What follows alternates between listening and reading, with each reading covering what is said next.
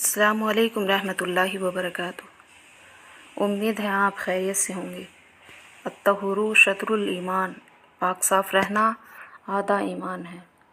ہم روز وضو کرتے ہیں، جسم کو صاف کرتے ہیں، لیکن کیا ہم نے کبھی اپنے دل کو صاف کیا ہے؟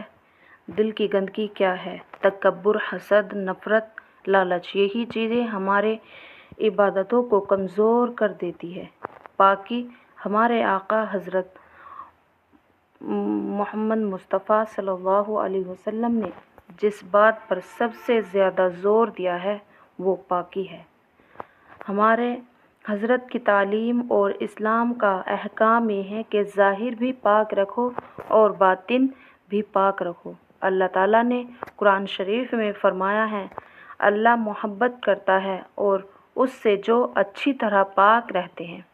ہمارے حضرت مصطفیٰ صلی اللہ علیہ وسلم نے فرمایا، اللہ پاک ہے اور پاکی کو پسند فرماتا ہے۔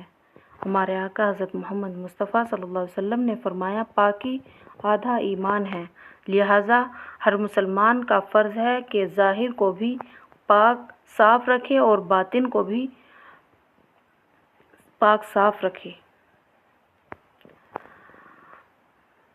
اور باطن کو بھی۔ ظاہر کی صفائی کا اثر باطن پر پڑتا ہے، اسی لیے نماز سے پہلے وضو کرنا فرض ہے۔ باطن کی صفائی یہ ہے کہ کفر، شرک، برے عقیدوں، برے حالات، گھمنڈ، تکبر، کسی کو دیکھ کر جلنا اور لالچ جیسی بری باتوں سے دل صاف ہو۔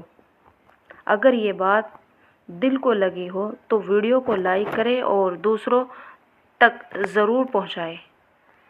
السلام علیکم رحمۃ اللہ وبرکاتہ۔